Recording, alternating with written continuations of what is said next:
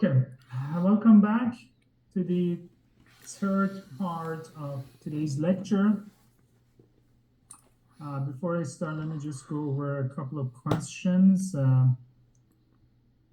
Is leukoedema considered as a plaque or is it like a patch? It's more like a patch actually, okay? Should glioblastoma cyst and nasopalatine cyst be inoculated? The answer is yes. What is the timeline? What age in case of nasolabial cyst should be performed? There is no time limit. So it means like the moment you make the diagnosis, you have to proceed with the management because they can be locally destructive. So if they are smaller, so the management would be easier. Okay. There is also one correction I need to make. I'm going to let you know later. It's one thing that I said, I think I just said it by mistake. I'm going to let you know shortly, okay? For the rest of the cysts and developmental cysts, we're going to cover in this session, which is about the cysts. I'm going to continue with a few more other important situations and findings. Syndromes you study yourself. I will focus on the more important syndromes and conditions.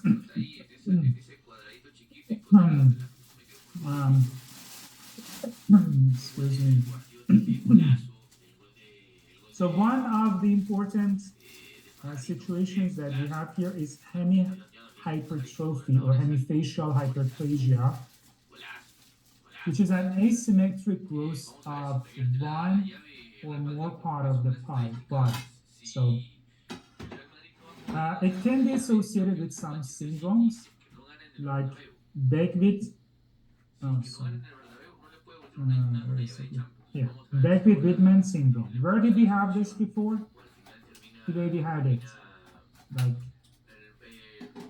you remember? Think about it. We just had it probably 1 hour ago. In macroglossia, yes.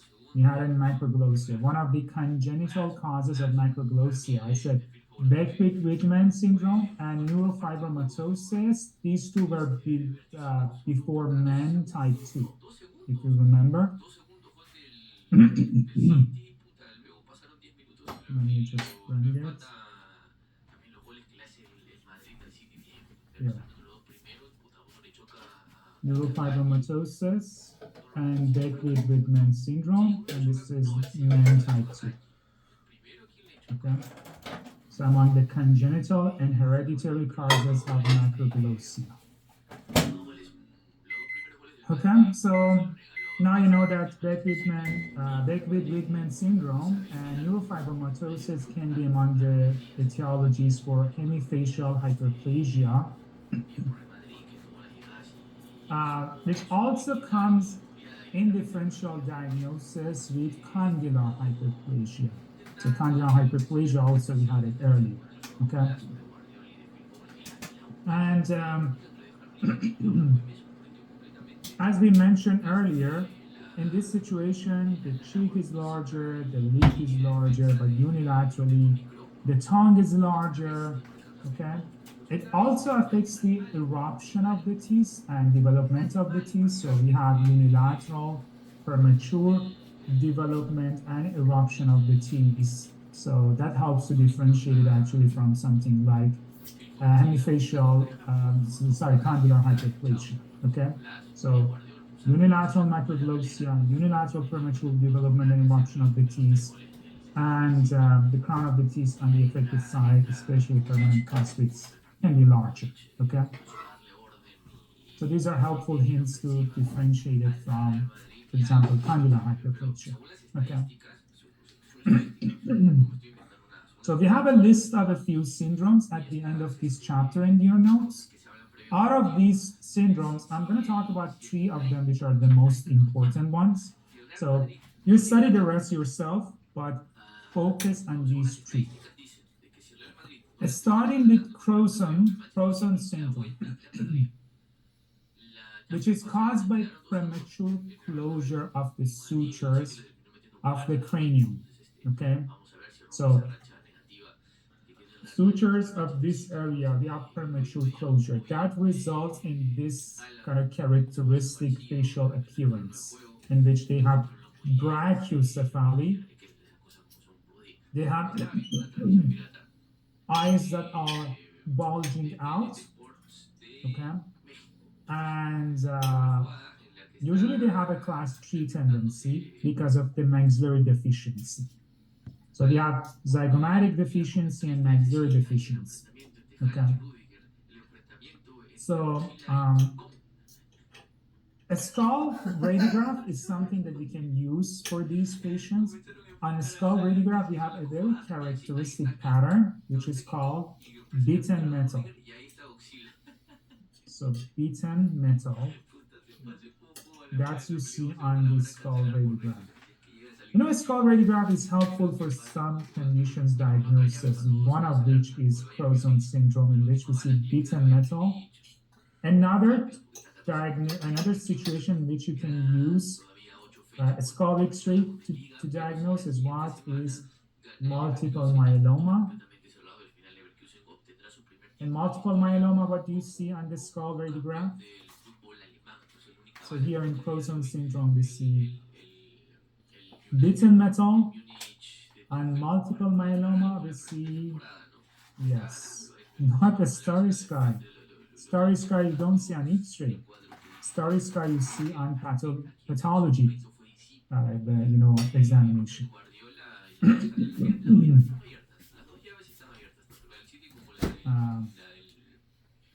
Ground glass? No, ground glass is fibrous dysplasia. Yes. Wolham and Sarita, Muna, punch out. Punch out. So punch out radiolucency. That's what we see in multiple myeloma. Okay? Yeah, in Garov also. So punch out, but here we have beaten metal. Another condition that we see on a skull radiograph is called hair on end. In which disease, in which situation do we see hair on end? Excellent, very good by Sarita. Usually with thalassemia and sickle cell anemia. Thalassemia and sickle cell anemia, we see hair on end. So in both of them. So hair on end is more like this kind of pattern in the skull. Punch out is more like patches of radiolucencies in the skull. So beaten metal is just something different. I can't draw the picture, but it's like beaten metal. I don't know how to put it.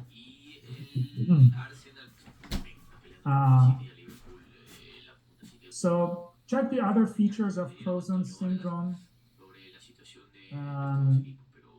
Then we have Apert. Okay, so Apert syndrome is very famous because of the fingers that they have. They have like a very narrow skull. We call it tower skull. Bulged out eyes. But their characteristic feature is actually what we see with their hands. We call it syndactyly. Okay, syndactyly means like they have fewer number of fingers than normal. Okay, they do have some respiratory problems because of the small nasopharynx that they have, but also most of them they suffer from open bite, open mouth. They do have this open mouth appearance, but then the characteristic finding, as you said, is there are limb defects that help to differentiate this condition from other craniostosis syndromes. So as I said, syndactyly is the most characteristic finding. Also, sometimes in these patients, you see some form of clefts, cleft palate, and bifiduvula, sometimes you see. Okay, this is their X-ray. So in this X-ray, we see the appearance of tower skull. The tower skull is a very long skull, a very long kind of face. We call it tower skull.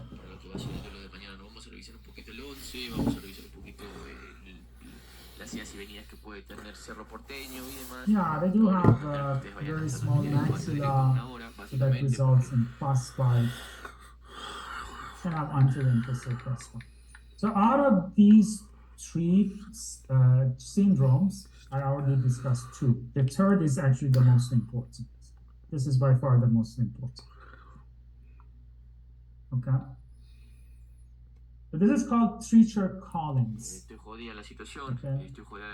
So mandibulofacial dysostosis. And these patients, again, very characteristic picture. You can see zygomatic deficiency, mandibular deficiency. So unlike the previous two, these patients, they have a small mandible. The previous two, they had a small maxilla. These, they have a small mandible. Okay? Look at the characteristic eye that they have. Sometimes they have a notch here. But another very characteristic feature is the ear anomalies. They do have ear anomalies. Okay. Disformed ears and yeah. So can we have clefts in these patients? Sometimes they do have cleft palate. Yeah. Okay. And sometimes they have salivary gland issues, especially parotid gland is sometimes absent in these patients. A very important question that they may ask you is that this condition is associated with defects of which branchial arches?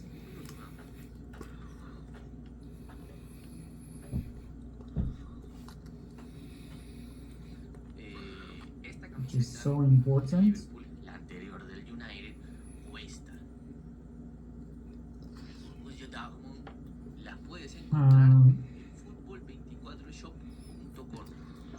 And the right answer by Rajiha and Iman or Aman, first and second. Mainly first, but to some extent second.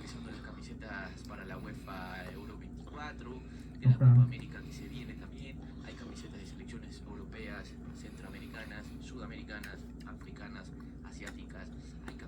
An interesting finding that I think you can see in this picture as well is that many of these patients, they don't have eyelashes for the lower eyelid. So, just an interesting fact for these patients. Okay, so you were supposed to have lunch break after this slide. That's okay. So this is the thing that I just add from the radiology radiograph of the ACJ, and that was about the radiographic finding. And this is actually the mistake that I said. You just need to correct it in your notes, not in the notes, not like in what I said. And that's the difference between a sclerotic border and corticated border. A sclerotic border is thicker. I said thinner, it's thicker. Okay. So a sclerotic border is thicker than corticated border. But a sclerotic border is not uniform, corticated border is uniform. So that's the difference between a sclerotic border and a corticated border. So in this picture, you can only see the corticated border. We don't have a picture of a sclerotic border. But both corticated border and sclerotic border are examples of well-defined border. So you can see well-defined with corticated margin, well-defined without corticated margin, and poorly defined. So this is an example of malignancy. And these are related to benign lesions. Okay. So porticated borders are not very common. Porticated borders are more toward the rare side. Sorry, not porticated, sclerotic. Sclerotic borders are not very common. Porticated borders are very common, okay? And also sclerotic borders you can see even around normal anatomy findings, okay? So this I just added from White and Fottle, the reference from oral radiology.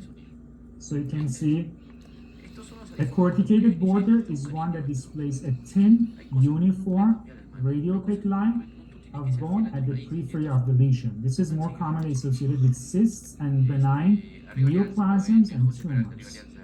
So most of the lesions that we discuss are either cysts or benign neoplasms and tumors. A sclerotic border is the one that shows a wider, more diffuse zone of transition between the lesion and the normal surrounding bone, okay? And represents a reactive bone that is usually not uniform. So this is not uniform, this is uniform, okay? A good example of a sclerotic border is what we see in PCOD, typical osseous dysplasia. As I said, you can sometimes see it around the normal anatomy features, such as lingual framing. So you see, it's a thick radiopaque area. That is a sclerotic.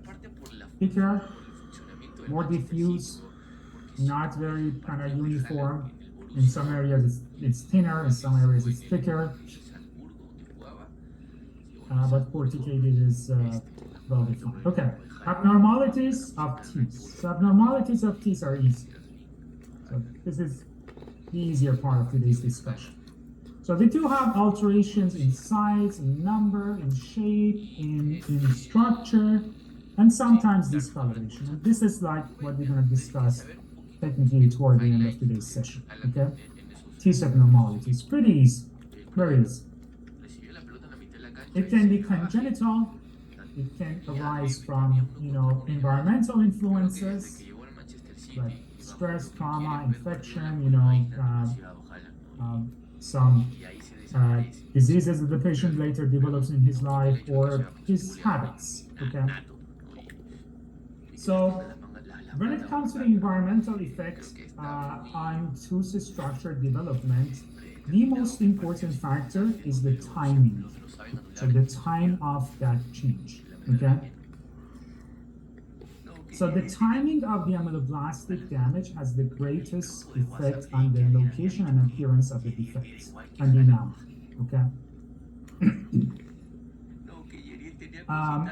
So this is actually something you may get in the exam, and we will discuss it in pedo, in pediatric dentistry in details, okay? Because a very common question is that a patient comes with, let's say, some discolorations on the incisal third of the incisors and the middle third of, let's say, lateral incisor, central incisor. At what age the patient was exposed to fluoride? And this is a difficult question, by the way, okay? Or there is a patient who has these teeth missed, or these teeth are missing. At what age this patient was exposed to radiotherapy? So how can I find out the answer to this question? I need to know at what age we have the enamel formation of these teeth at this area. Okay? And this is something that we will discuss in more details in pedo, but this is just a quick reminder of how some of the questions can be detailed and like challenging. So this is something that you guys should know, and there is a chart that shows the tooth formations, and the answer for that is just based on that chart, okay? So usually systemic influences such as fever or fluorosis that happen during the first 2 years of life can bilaterally and symmetrically cause enamel loss or enamel defects, especially in the primary dentition, okay? And permanent dentition as well, depending on the tooth formation, okay? And enamel defects can be seen in premolars, in canines, in second molars, and that those lesions are usually when the child is exposed to that factor at the age of 4 to 5. Okay, but the exact timing is, as I said, based on that table that we will discuss it in the pediatric dentistry. Okay, so these changes can vary from small changes in color. Okay, like some discoloration, white discoloration, all the way to complete tooth, like changing the size of the tooth sometimes. Okay, but what you see more often is just pits and grooves and fissures that are more like this. Okay, so these are examples of different examples of enamel hyperplasia. Okay, so this is something that we discuss in details in pediatric dentistry. So important. So as you see, pits, grooves, and large area of missing teeth, which are caused by incomplete formation of the enamel matrix. Okay. So if you see a pattern, meaning that if you see that I have the canines incisal third, for example, lateral incisal third, and then central incisor third, that means it's a systemic factor. Okay. But if I see just one tooth is affected, let's say just this tooth has this situation, then what would be the cause? It's a local factor. And the local factor can be trauma caused by intrusion or infection.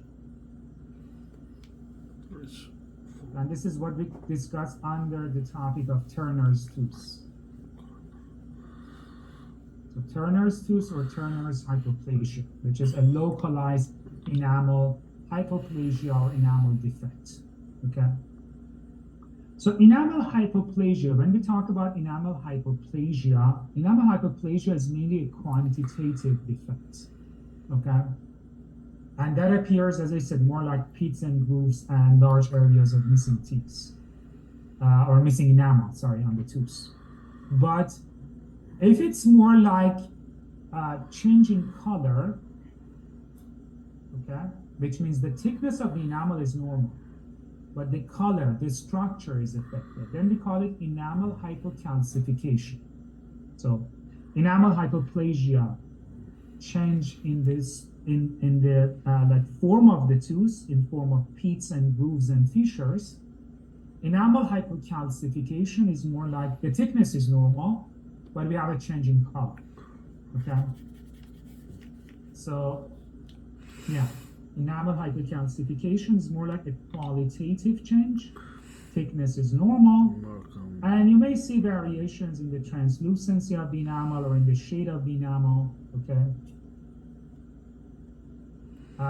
Which normally gives it a chalky appearance. And it's more related to the maturation of ameloblasts. So compare it to this. Incomplete formation of the enamel matrix causes enamel hypoplasia, maturation of ameloblasts. Okay. That results in enamel hypercalcification, and usually the enamel is less calcified. Question. So for enamel hypoplasia, you usually need restorative treatments. Anybody knows what do we do or what can we do for enamel hypercalcifications? Holy shit. The management. So patient comes and has like a white patch here. And enamel thickness is normal. Veneers. Okay, I need something more conservative. So that I do for the previous one. Bleaching. Not really.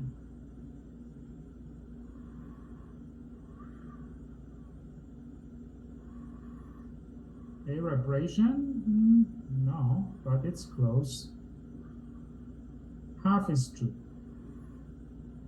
That's the very good answer by Ahmed. Ahmed Ghaffar is saying and Dana. And yeah, so and Sarah. They're saying icon.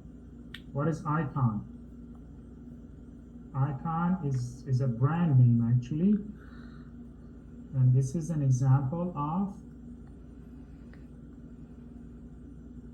resin infiltration.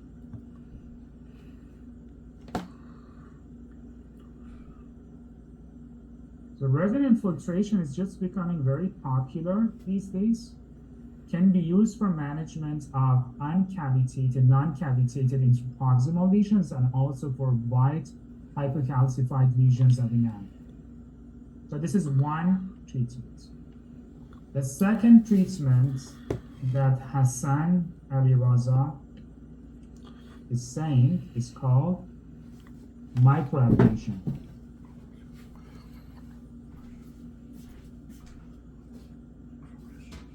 And microabrasion is done with what? It's not done with HF. It's done with HCl. With hydrochloric acid. So it's technically the combination of pumice and hydrofluoric acid and a rubber cup. So we have two types of abrasion. We have macroabrasion, we have microabrasion. Macroabrasion is with bare, microabrasion is with abrasive materials such as pumice in combination with an acidic solution, and the acidic solution is HCl. Anyway, so that is going to get discussed in restorative dentistry by Dr. Amin. Resin infiltration. So enamel hypercalcification, as I said, it's not that significant as enamel hyperplasia. Treatments are easier. Enamel hyperplasia usually we need restorative and positive treatments. Okay, so let's just review what are the causes for enamel like defects. So if it is local, as I said, only affects one tooth. Local traumas, abscess. And this is actually the idea of Turner's tooth or Turner's hypoplasia. The best example of trauma that can cause this situation is intrusion. Okay? So if the intrusion happens when you have the crown formation, that intrusion can cause Turner's tooth. If the enamel is already formed, then there is no Turner's tooth, but it can affect the timing of the eruption. It can result in root, malformations. Okay, but systemic factors, they affect all the teeth or a group of teeth. It's not very accurate to say all, because it depends on how long-lasting the situation is. Okay, so if the situation is like for a period, only a group of teeth gets affected. If the situation is like pretty much during the patient's lifespan, so technically all the teeth are involved. So systemic factors such as fever-causing conditions like chickenpox, scarlet fever, congenital syphilis, which causes Hutchinson teeth and Mulberry molars. We will talk about Hutchinson teeth and Mulberry molar in syphilis. Syphilis is an important condition for the exam.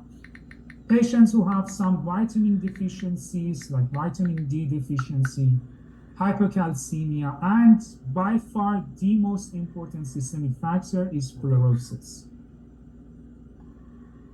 Okay? And then we have fever. So these two are the most important factors. We also have medications, some medication, for example, doxycycline. If the patient is exposed to those medications, that can cause, so that is considered as one of the systemic factors, actually, medications. Minocycline, doxycycline. So Turner's hypoplasia are already discussed. It is related to the permanent teeth. not primary teeth. Most common cause is the extension of a preapical infection from the primary tooth to the permanent tooth, okay? So that's why if you see an apical lesion and you see the close association of that apical lesion with the crown of the succedaneous tooth, you may need to consider the extraction of the primary tooth, okay? And the condition like this hypoplasia can vary all the way from some small discoloration all the way to, you know, significant crown malformation, okay? So you can see this is a good example of a very like severe case of Turner's hypoplasia. That's how it looks like on the X-ray, okay? Since the central incisors in maxilla are the most commonly that are affected by traumas, so the permanent central incisors are the ones that are most likely to develop Turner's disease because of trauma, okay?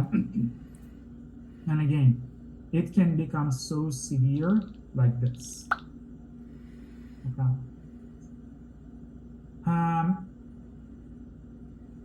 So let's continue with fluorosis.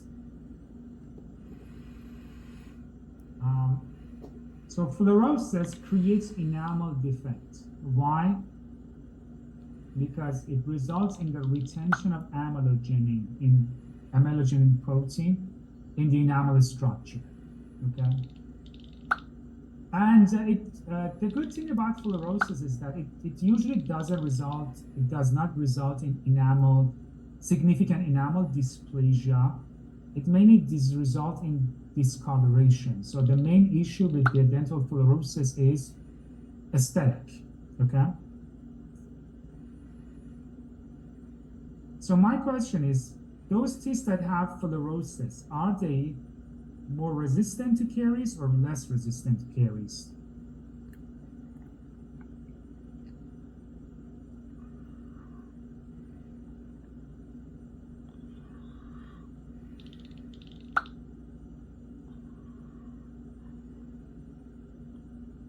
And the answer is yes, they are more resistant to caries.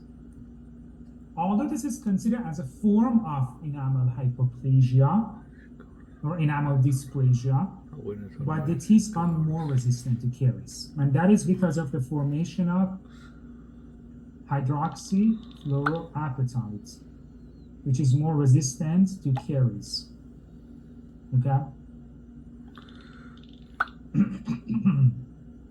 So the time is so important, the timing, okay? And after the timing, the concentration is also another factor. But as I said, the affected teeth are more caries resistant. So that's something to consider. We have different colors, but the most common color with dental fluorosis is more like a white opaque enamel. But it can vary all the way from yellow to dark brown discoloration. Question.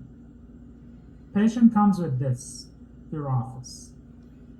What would be your management? Patient comes and complains of dental fluorosis. She's not happy with the color, and she's asking for management. What do you recommend?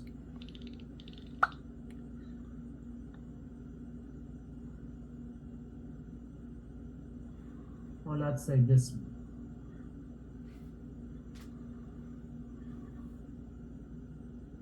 Should I go with bleaching? Should I go with composite restoration? Should I go with porcelain veneers? Or should I just go with microabrasion? Answer, the best treatment, which gives you the more aesthetic outcome, is veneers. Porcelain veneers. Okay? Icon doesn't work here, you know, because the teeth are all white. It's not just a normal tooth with one white area. But that icon works. But for fluorosis, icon doesn't work. So porcelain veneers would be the best choice, not crowns. Crowns are so aggressive. Okay?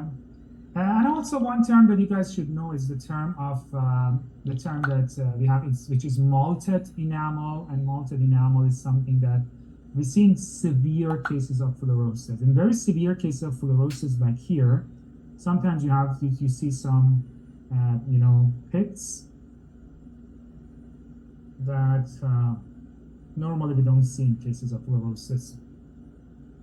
In 2011, the U.S. Department of Health and Human Service recommends a nationwide standard level of 0.7 ppm of fluoride. That's not the case in Canada, okay?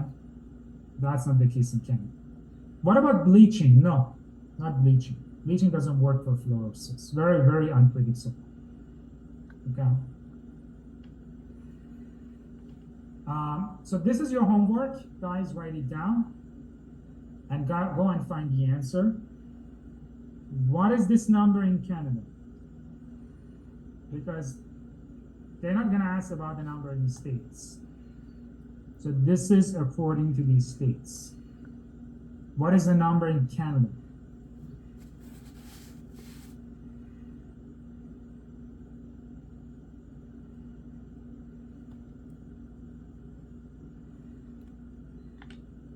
Okay. So, yeah, go and find out. Take a look and find out. Some of you guys are saying 1 ppm, but go and double check. Okay, so what we discussed so far are more like developmental. What about the post-developmental loss of tooth structure? And here we have some very easy. So this is more like a review of the conditions, starting with attrition. So what is attrition? Attrition is the physiologic wear of the teeth during function. Okay, simple and easy, caused by tooth-to-tooth contact. And it is more associated with patients who have parafunctional habits, such as bruxism and clinching, okay? Findings are important. What do we see in these patients? We see usually very polished facets and flat incisal edges. Dentin is exposed and enamel is gone, especially on the occlusal surface, okay? So you see kind of like these. My question was not amount of fluoride in Canada's water. What is the recommended amount of fluoride? Okay. For the fluorides, for the water fluoridation in Canada.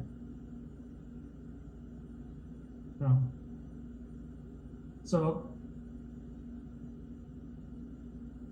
these faucets usually develop on the occlusal of the posterior teeth, but for the anterior teeth in the upper jaw, the lingual and incisal of the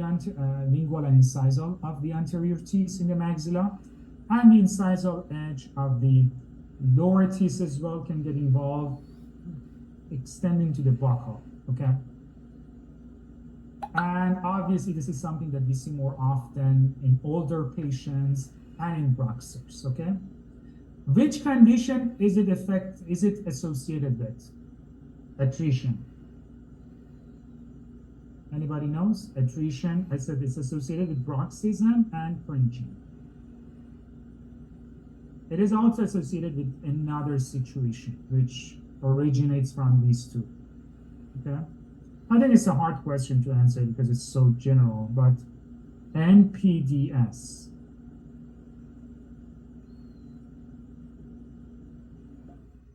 MPDS. Myofascial pain dysfunction syndrome. Okay? Myofascial pain dysfunction syndrome.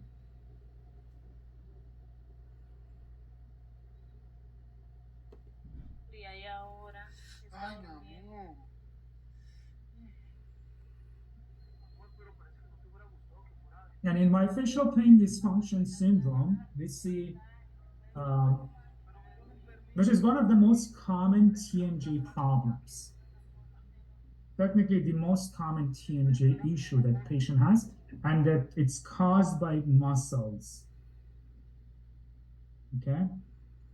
Caused by muscle spasm. So the muscles become hyperactive. You have the contraction of the muscles very often. And it happens during the night, can cause clenching and bruxism. So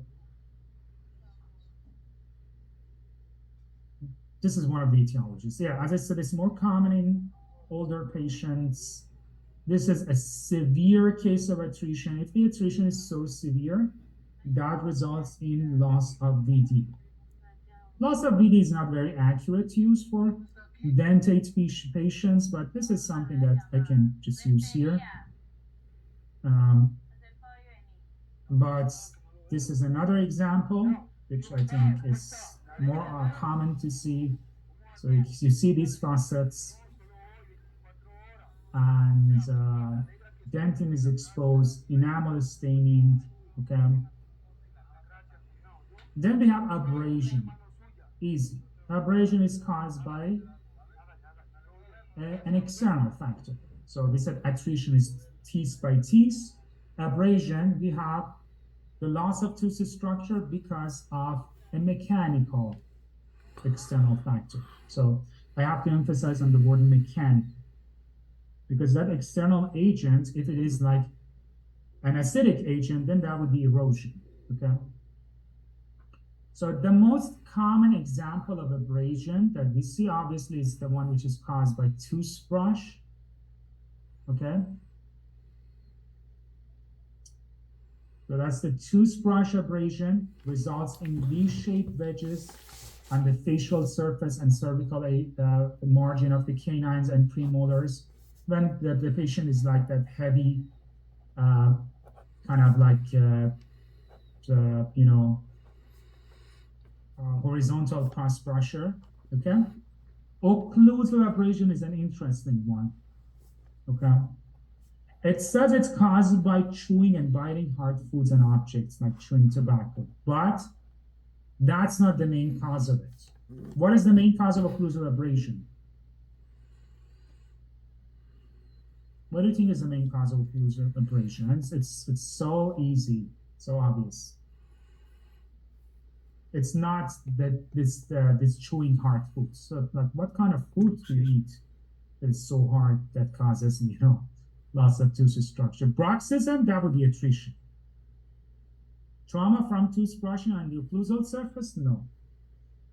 Chewing tobacco, no. I said this is that's another reason. And when I say the reason, you say, oh, that's so obvious.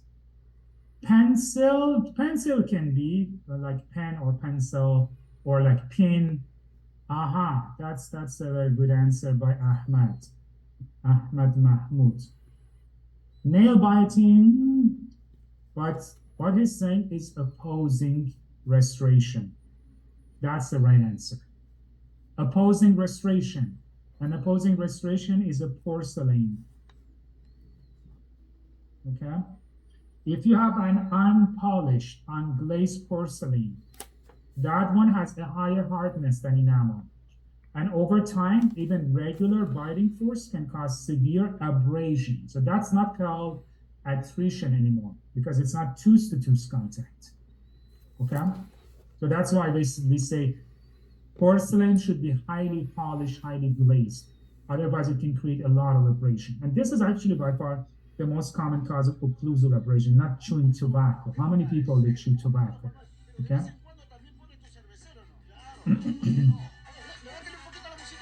So I have a question. What is the best management of attrition? Management of attrition is just to prevent it from getting worse, and that is by night guard or occlusal guard. Okay?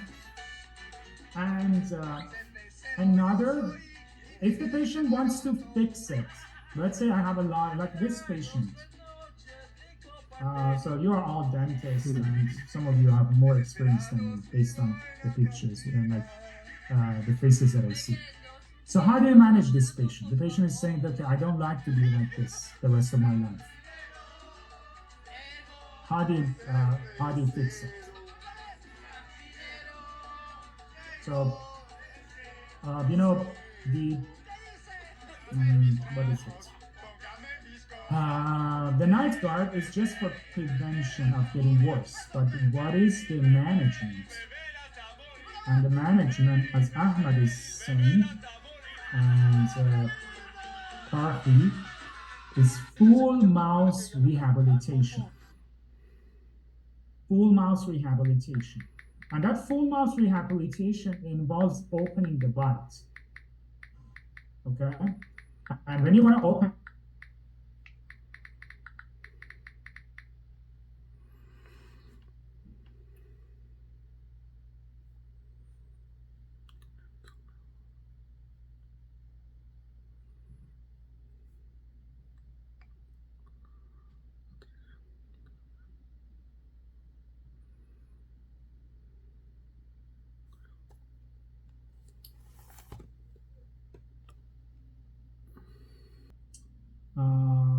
let's see where we left.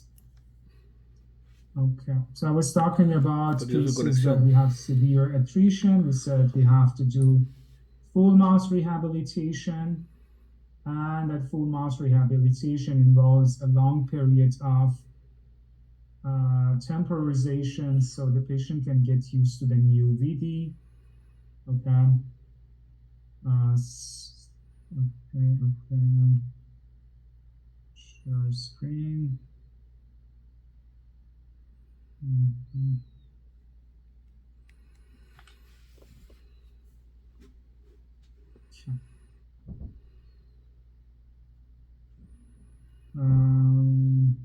Okay, so you can see an example of abrasion, a V-shaped group in cervical. Okay. And then another abrasion, this is caused by using tobacco pipe, can be caused by using, as you guys said, pencil or pens or other stuff. Eating or chewing hard foods rarely can cause the same thing. Okay, erosion. So erosion by means of acidic, so it's non-mechanical, by acid. And the best example would be patients who have bulimia, okay? Or patients who are lemon suckers. Or patients who just, they have some binging habits. We call it premyelosis. Okay. So in cases that the patient brings out the acidic content of the stomach, then we have the involvement of not only the smooth surface, but sometimes the occlusal surface of the teeth as well, okay? So it affects the smooth and occlusal surface, facial, palatal, buccal, blah, blah, blah. So question is, how can we differentiate this from a case of attrition? Because I said, this can also affect the occlusal or the lingual. How can I differentiate it from the attrition?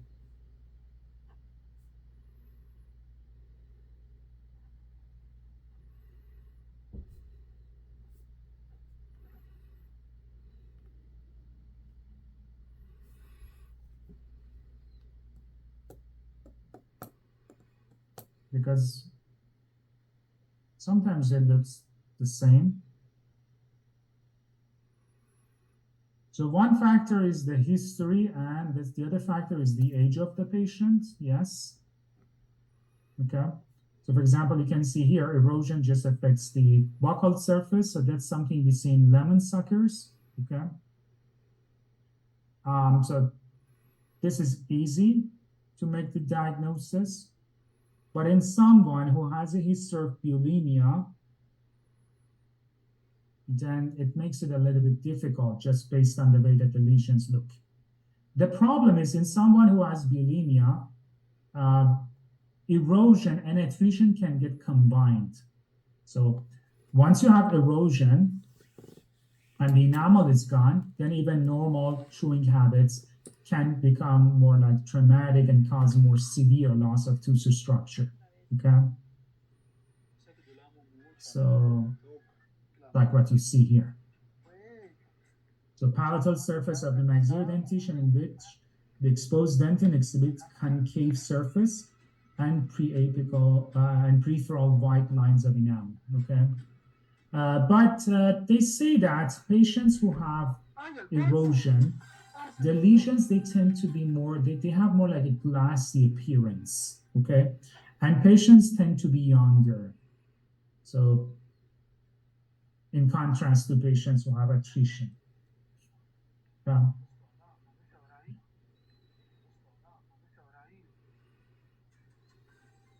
So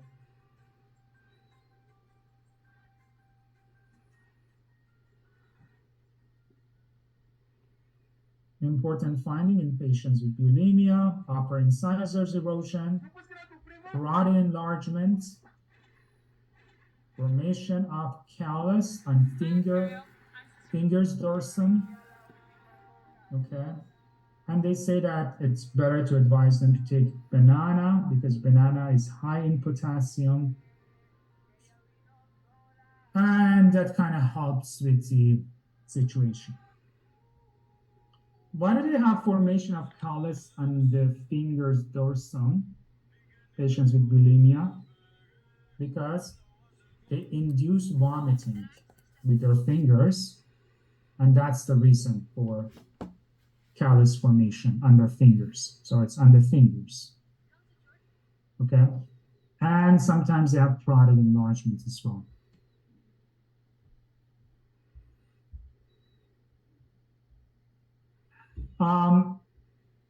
Post-developmental loss of a structure, the next one, technically the last one, is abfraction. So abfraction is kind of similar to abrasion in terms of the buccal location, but the etiology is to some extent unknown, but some textbooks, they say they are caused by occlusal stress, okay? So it appears as wedge-shaped defects on the cervical lesion of the teeth. They may resemble cervical abrasion or erosion, mainly abrasion. But when you check the patient history, you notice that the patient is not an aggressive brusher, and also the patient has some form of parafunctional habits, okay? So that's why they say for abfraction, the best management is occlusal splints, such night guard. Okay. So we just discussed the management. So let me just go back. What do we call these lesions in restorative dentistry? In pathology, we call them post-developmental loss of tooth structure. What do we call them in restorative dentistry? Like abfraction, abrasion.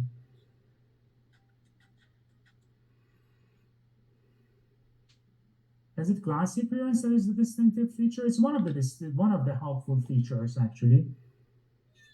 Excellent. Right answer by Purvisha. We call abrasion, abfraction, and erosion of the cervical region NCCLS, non-carious cervical lesions. Non-carious cervical lesions. This is something that you need to know, important. Non-carious cervical lesion, NCCL, okay? So examples are abrasion, the most important example, abfraction, and sometimes erosion. They happen in the cervical region, okay? What is the best restorative material for NCCL?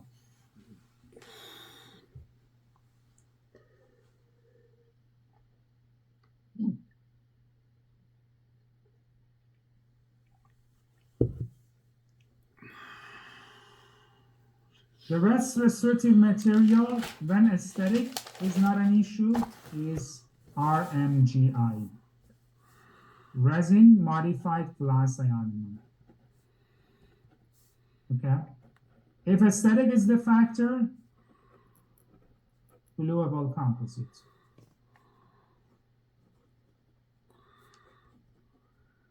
Where aesthetic is the issue, flowable composite, when aesthetic in general, overall, the best material is RMGI.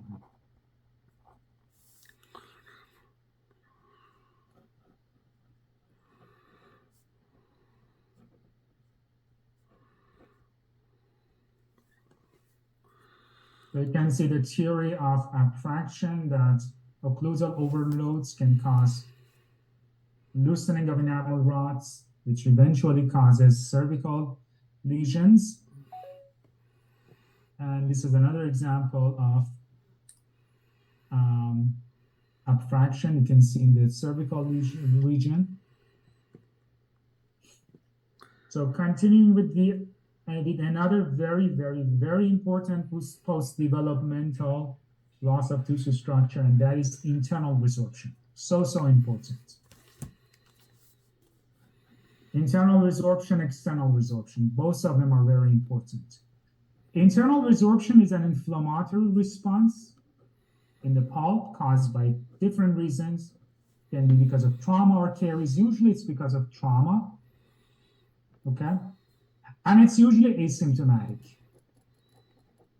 It's asymptomatic all the way until it becomes like the appearance becomes an issue for the patient. The patient says that, oh, my tooth is looking pink, okay? And that is because of a very significant internal resorption. What term do we use for internal resorption in endodontic glossary? What term do we use in endodontic glossary? What is the term for internal resorption?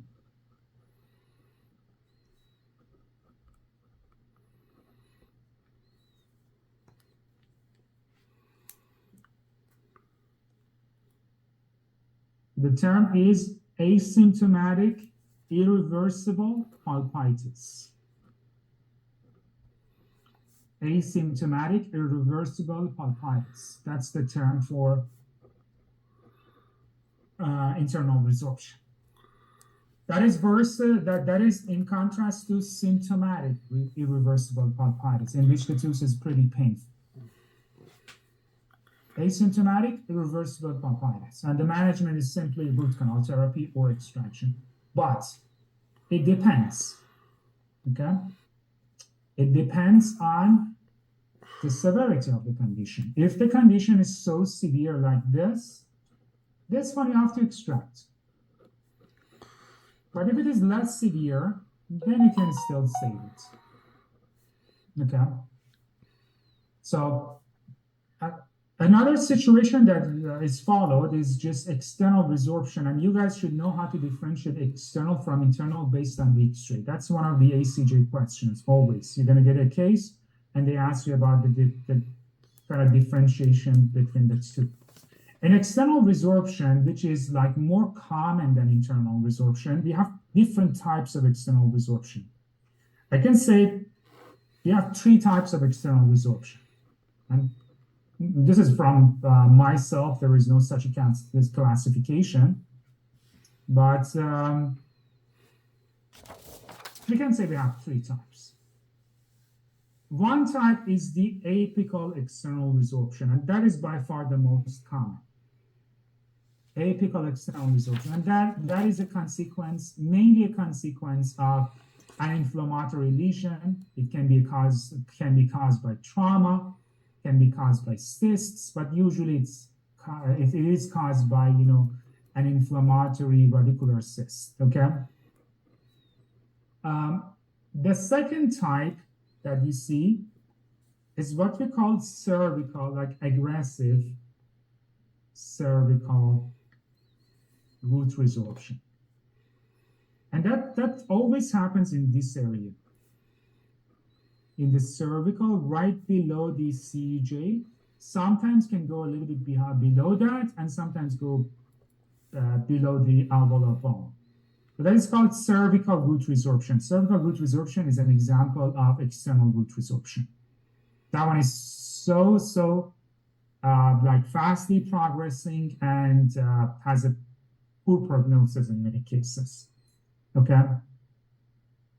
I don't still call it due to age, so the etiology is not very well known. It can have different etiologies.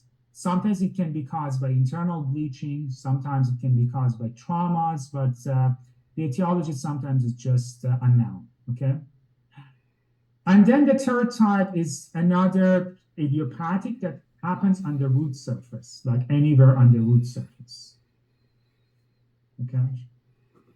So the first type that I said can also be caused by ortho treatment. I forgot to mention. Orthodontic treatment can also cause the first type, which happens at the apical third. Okay. So, so as I said, if this is the tooth,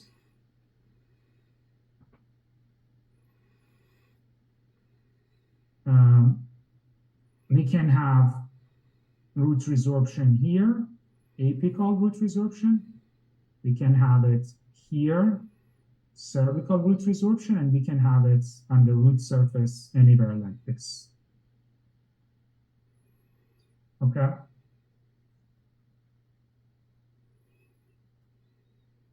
So, what is the management of this one? The third one. What is the management? Root canal therapy, removal of the etiologic factor. If it is an ortho treatment, you have to just modify the ortho treatment. If it involves a lot of like prolonged, very, very high occlusive, high loads and forces, then you have to modify it, okay?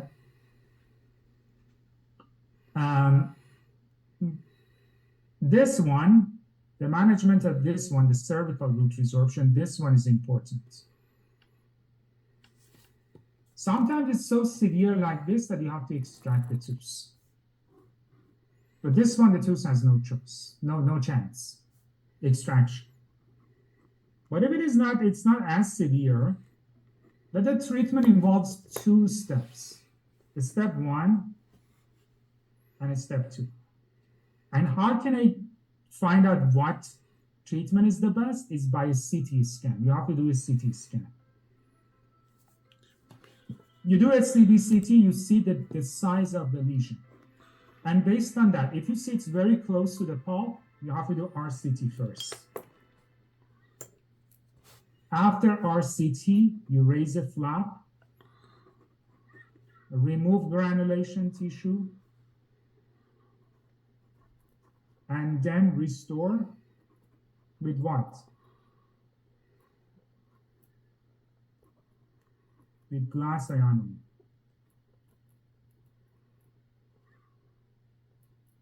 I close the flap. Some textbooks, they say instead of glass ionomer, you can use MTA.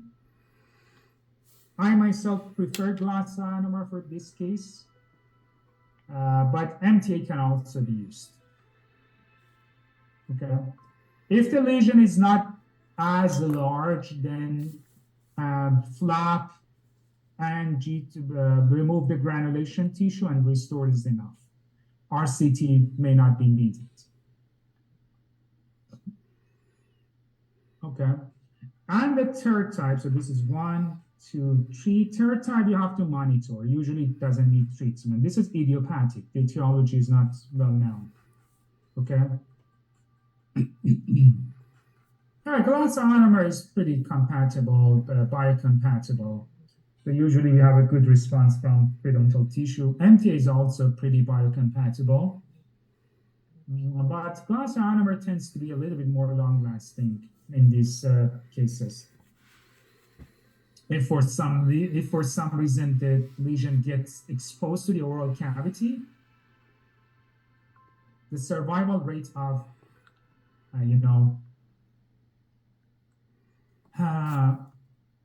glass ionomer is better. So this is an example of external root resorption. Okay. So my question, another question. If I have, let's say this is the central incisor.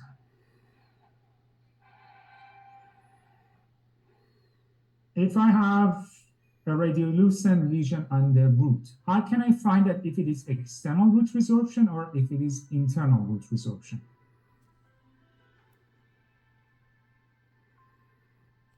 علمنا.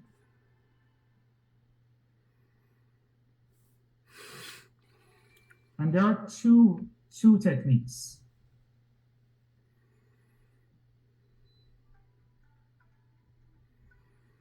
Vitality test? Not really. Internal is from inside to outside. So how can you see that? So some of you guys are saying a slope technique, and that's one of the right answers. Very good. Excellent. Those of you who are saying CBCT is obviously the best. Let's say we don't have CBCT. CBCT is by far the best. But if I don't have CBCT, the first technique is a slope. So a slope is that, or cone shift technique. So cone shift technique. So if I move the, let's say if I take the first X-ray, and then I take the second X-ray by moving the cone a little bit more mesial. If the lesion, this radiolucency changes in position, is it external or internal? If it changes.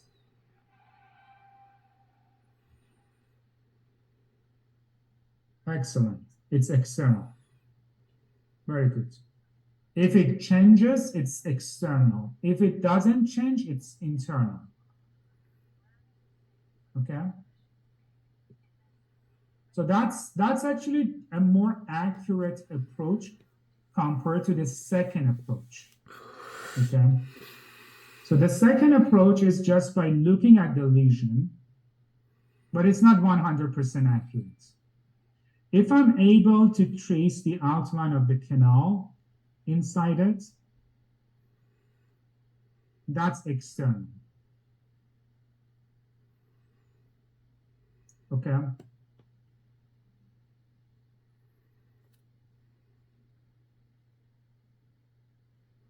But if it is more like this,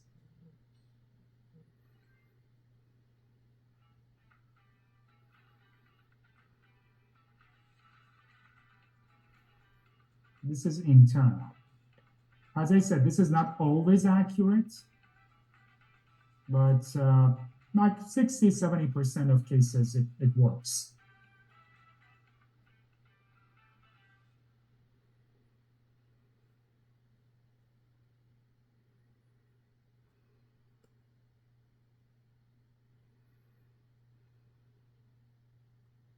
So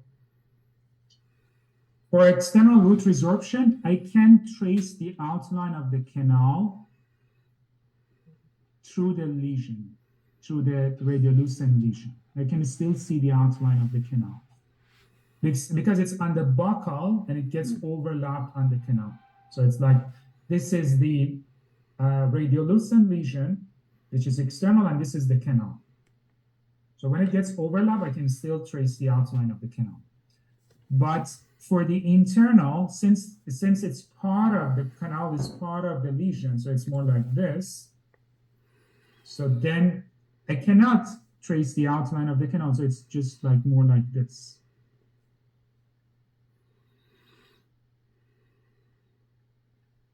Okay. The first technique, which is more accurate, as I said, that's more like the cone shift technique.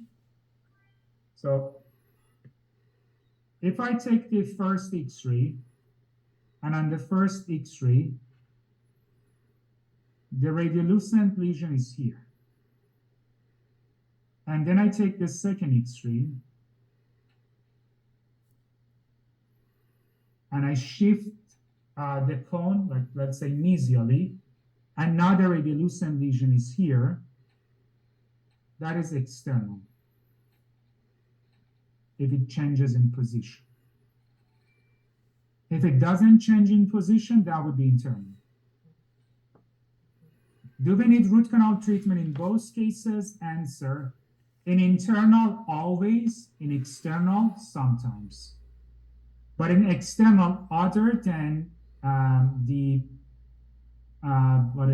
than the root canal treatment, if it is close to the cervical area, then you have to raise the flap and do the flap surgery as well. Degranulate, place glass ionomer, and suture the flap.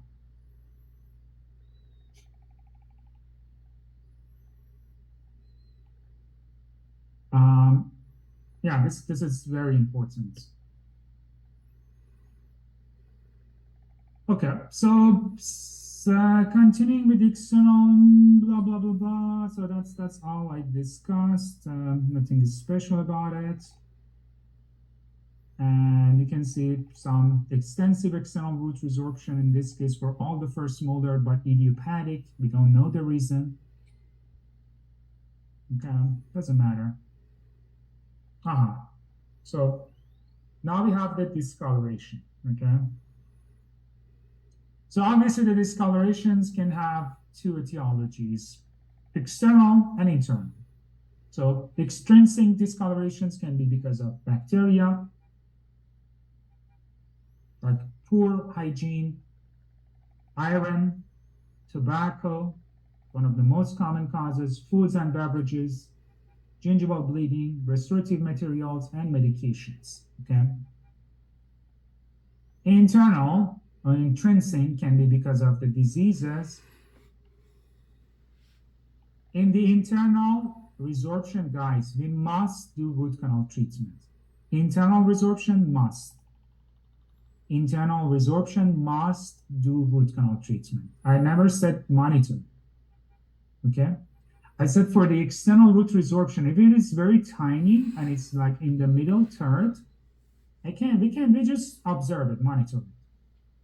But in internal, you must, M-U-S-T, you must do root canal treatment. Because if you don't, it's gonna get so big that you have no choice but to extract. Okay.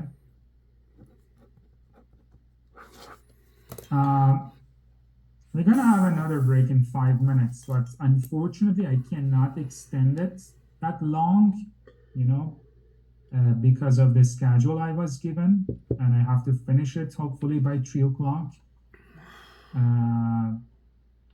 Yeah, so anyway, so dentinogenesis imperfecta, dental fluorosis, erythropoietic porphyria, hyperbilirubinemia, important, this one.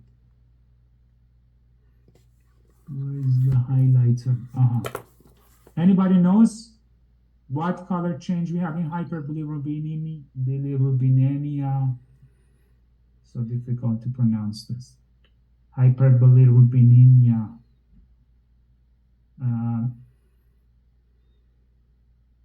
Excellent.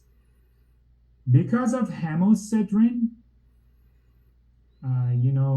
stains, this one gives you a green discoloration. Important, very important. Yeah, I think it's not in the notes, but write it down. Because green is also caused by chromogenic bacteria, but this is another cause of discoloration, usually more like generalized discoloration of the teeth. Trauma, localized red blood cell breakdown, like what you see in internal root resorption, and medications, those famous medications that you guys know better than me, like minocycline, tetracycline, stuff like that, okay?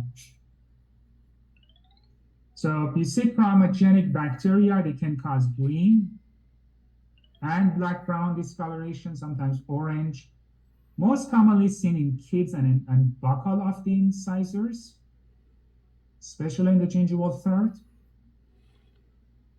While the discoloration for tobacco and tea and coffee tends to be more like brownish, it's more like widespread, not just in the gingival third, can be seen anywhere, can be seen on buccal, can be seen on lingual. Especially on lingual, it becomes more pronounced, okay? Chlorhexidine, more common in the interproximal and in the gingival third. tends to be more like brownish discoloration. The stannous fluoride also creates a brownish discoloration in the area of application. Medication containing iron and iodine become more like blackish discoloration, okay? So if they ask you what is the management of chlorhexidine staining, what would be the management? So discontinuation, yeah, that helps to prevent it from getting worse, but what is the management?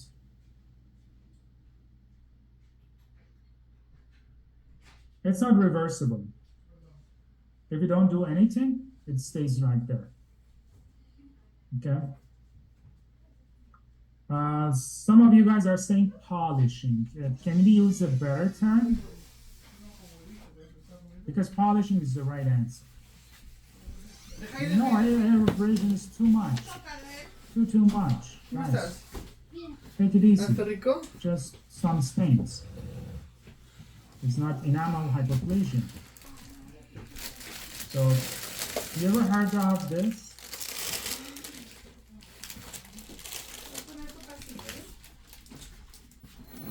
Prophylaxis.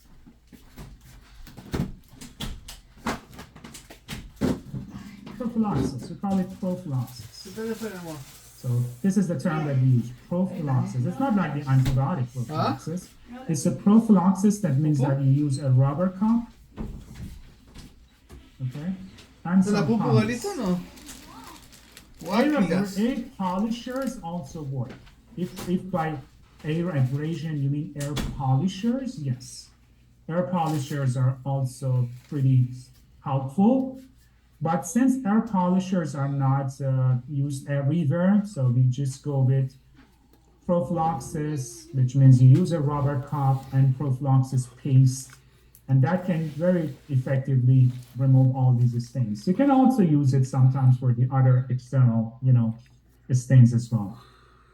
So this is an example of a tobacco staining. You can see brown stains on the lingual. And you see it's very often in those heavy smokers.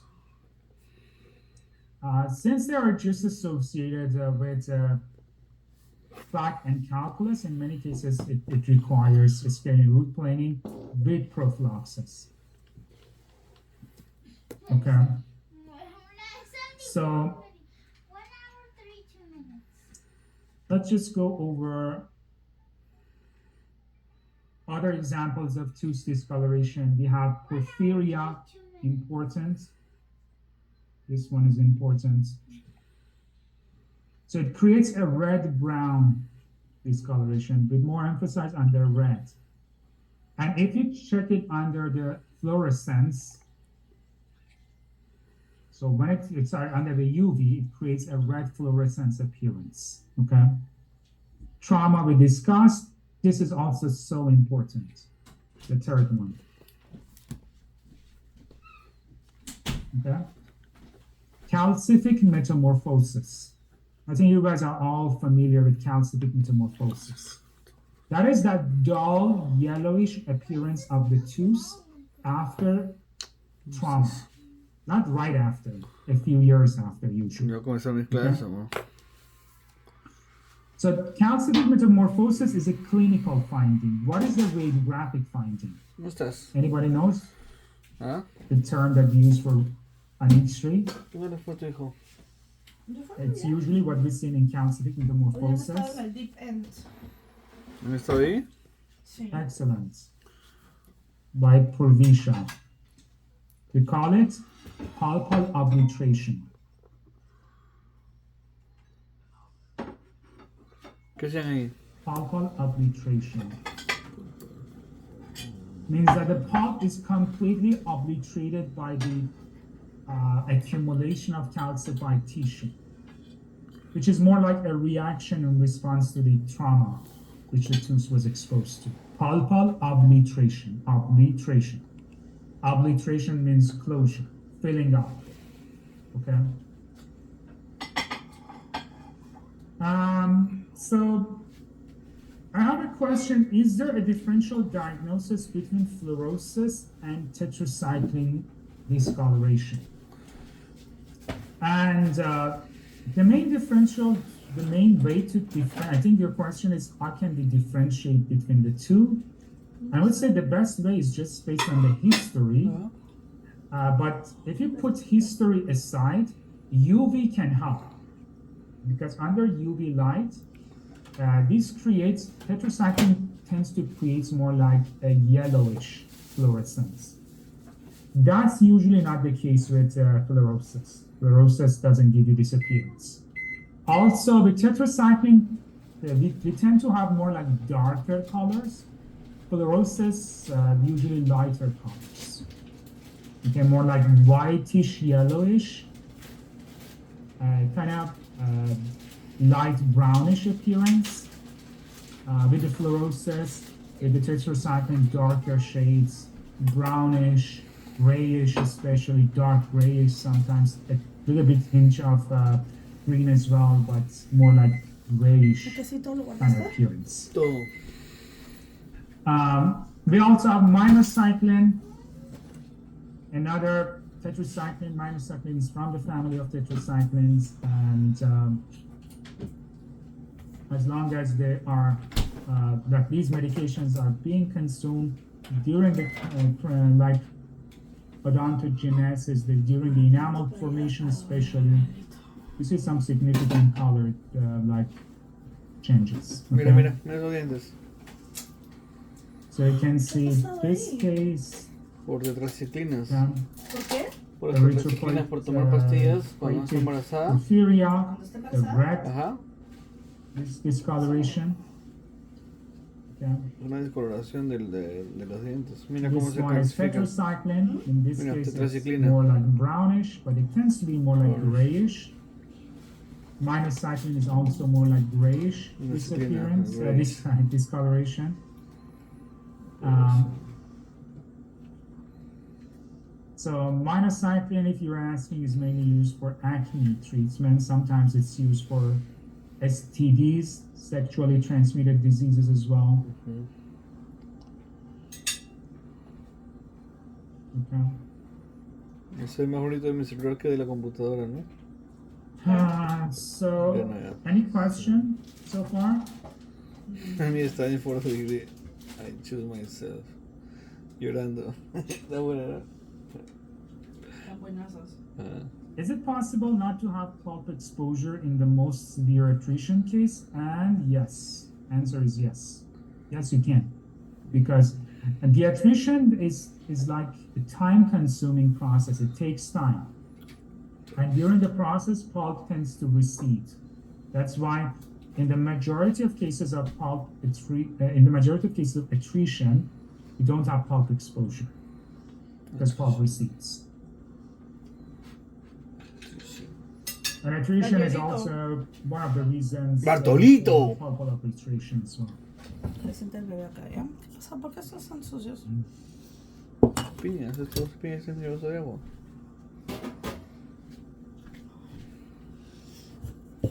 Hijito, siéntate que papito y ahorita va a empezar su clasecita. Si tú y yo tenemos que dormir. ¿Quieres un pancito, amor? No, ahorita gracias. ¿Amor? ¿Queso fresco o no?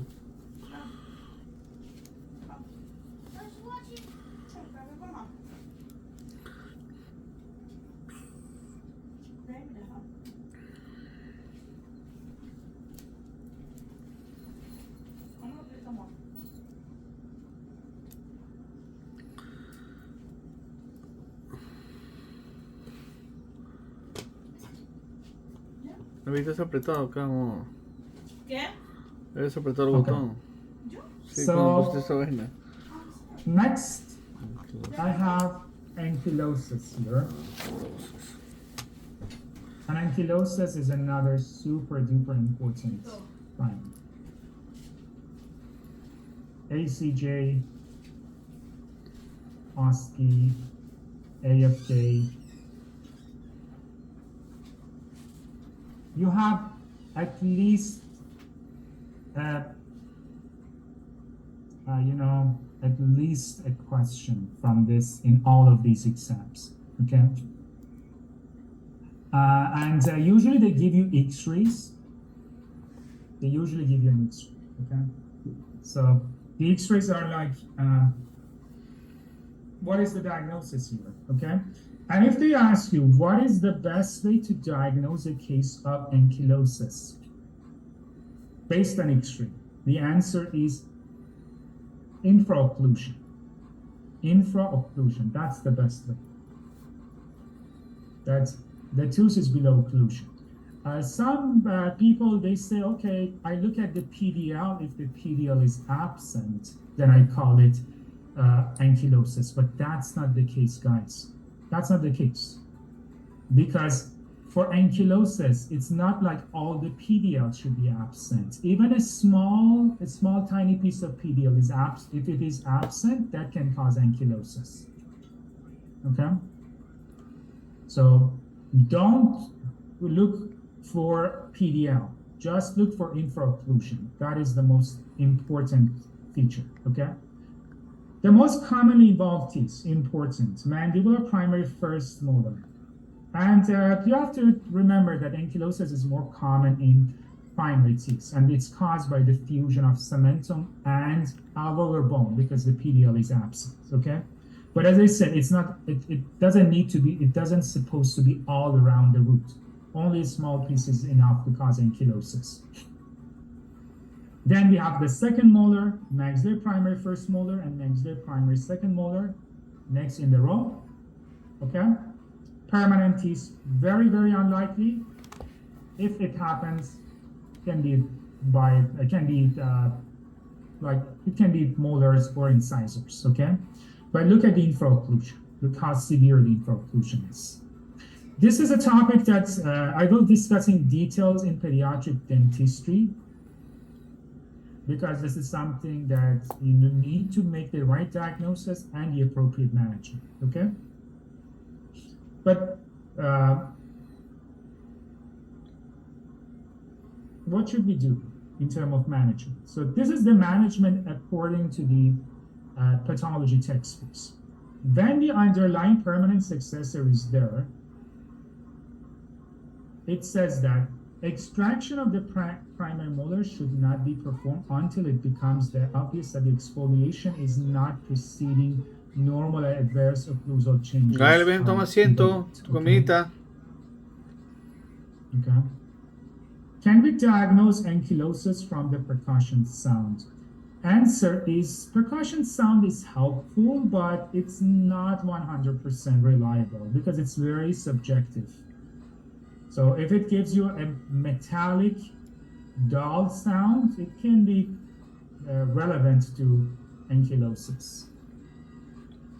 But it's just something that varies among clinicians. So something that sounds metallic to you, to me may sound a little not normal. But infraocclusion is very objective. Infraocclusion is infraocclusion to everyone. So how should we treat ankylosis? Super important. If the underlying permanent tooth is there, you look at the adjacent teeth, okay? And also look at the eruption time for the permanent successor tooth. If it doesn't interfere with the eruption of the permanent successor tooth, and if the adjacent teeth, they are not shifted like this, you don't have a space loss. So one of the most important factors is the space loss. If you don't have a space loss, then no treatment, just observation. If you have a space loss, significant space loss, if you have ectopic eruption of the successor tooth, ectopic eruption. You guys know the meaning of ectopic eruption? Yeah, ectopic eruption means that the tooth is erupting in the wrong direction. That is called ectopic eruption.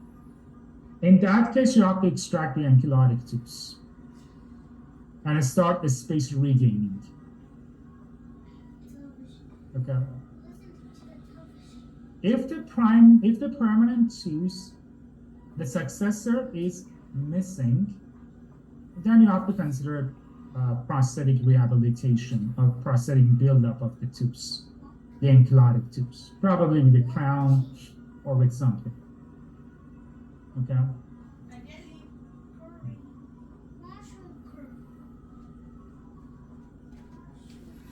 So the treatment is mainly based on this. If the successor tooth is there, so that's the first factor. The second factor is whether you have a space loss or you don't have a space loss. So how to regain space, there are different ways for space regaining. So the easiest way would be an active lingual arch, can help in mandible. Headgear can help in maxilla. Sometimes you have to use orthodontic appliances, all the way from a Holly appliance with a finger spring or Mucho mejor T-spring, esa silla, bebé. to sometimes you need to go Obvio. with fixed ortho. Pescadito, por favor. Ya, entonces no lo comas si no quieres comer. Every Come bodily lo demás. movement ¿Qué is cosa? sometimes needed. ¿Has comido rico tu pescadito en la mañana tarde o no? ¿Ah? Next we have ¿Cómo te sentías para anodontia. bañarte? ¿Te has bañado rico con pescadito o no? ¿Ah? True anodontia is ¿Ah? complete. ¿O no? Missing of the teeth. ¿Cómo que no? Tenés que the nadar. true Para nadar, ¿cómo anodontia se is nada not con very unas soletas? ¿Ah? But a case of Mira, no tiene dientecitos, oligodontia mira. No come pescado, is se le actually caen los more dientes. common Mira, in Romita. anodontia, and that's what we see in Cuando no ectodermal comen dysplasia. pescado. Ectodermal dysplasia ¿Qué is tienen going así to tus discuss dientes? it later. So ¿Son feos o these bonitos? patients they do have other ya. Mira, features, cuando no comen pescado, mira. sweat glands, liver glands, their Escúchame, hairs. como So there are other features that help to make the diagnosis, but ectodermal dysplasia is one of the important. Deja ahí, concha. O pon pasecito más si no. No, no más. Yo voy a terminar todo mi clase ahorita. Falta media hora para terminar eso también. Escúchame, ¿qué pasa? Feo. ¿No te gustó ese? Ok, ya, te preparo con mantequilla entonces. Ya, toma, come, límpiate. Cala tu boca, Anda, cala ¿cómo tu se llama? boca. Comiendo tu jamotito. Ese es tuyo, papi. Anda comiendo tu camotito. Dale tu boquita para que pase ese olor de feo. ¿Qué cosa es el quesito? ¿Ah? ¿Qué cosa es queso? ¿Está feo, verdad? Menos. After that, we have the third molar that we call the distal, fourth molar, sorry, which we call distodent or distomolar. Te vas a dejar de mantequilla, van. That's the next one that we have. Okay. So, No es siguiente. let me see. Un supernumerario. When should I consider extraction of a mesodense? Let's say I have an impacted mesodense. That's something that we discussed in pedo. Okay. So I have Pelito, ¿ya vienes? these two teeth, and I have a mesodense here. When should I consider the extraction of the mesodense?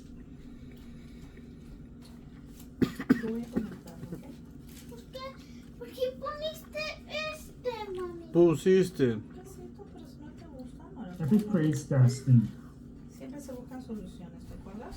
if the food is getting Deja impacted, caso. choose this person. Goodbye. Goodbye.